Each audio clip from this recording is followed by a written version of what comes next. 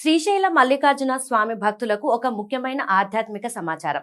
ద్వాదశ జ్యోతిర్లింగాలలో ఒకటైన శ్రీశైల మహాక్షేత్రంలో శుక్రవారం నుండి సోమవారం వరకు విఐపి బ్రేక్ స్పర్శ దర్శనాలకు దేవస్థానం తాత్కాలికంగా నిలిపివేసింది. ప్రస్తుతం వేసవి సెలవులు, వారాంతపు సెలవులు కలిసి రావడంతో దేశం నలుమూలల నుండి శివనామ స్మరణతో భక్తులు శ్రీశైలానికి పోటెత్తుతున్నారు. ఈ విపరీతమైన రద్దీని దృష్టిలో ఉంచుకొని సామాన్య భక్తులకు ఇబ్బంది కలగకుండా దేవస్థానం ఈవో ఈ కీలక నిర్ణయం తీసుకున్నారు. ఈ 3 రోజులు భక్తులందరికీ స్వామివారి అలంకార దర్శనానికి మాత్రమే అనుమతి ఉంటుంది. అయితే ఇక్కడ ఒక ముఖ్యమైన అంశం ఏంటంటే, ఎవరైతే ముందుగానే ఆన్లైన్ ద్వారా స్పర్శ దర్శనం టికెట్లు బుక్ చేసుకున్నారో ఆ భక్తులకు మాత్రం ఎలాంటి ఆటంకం లేకుండా యథావిధిగా స్పర్శ దర్శనం లభిస్తుంది.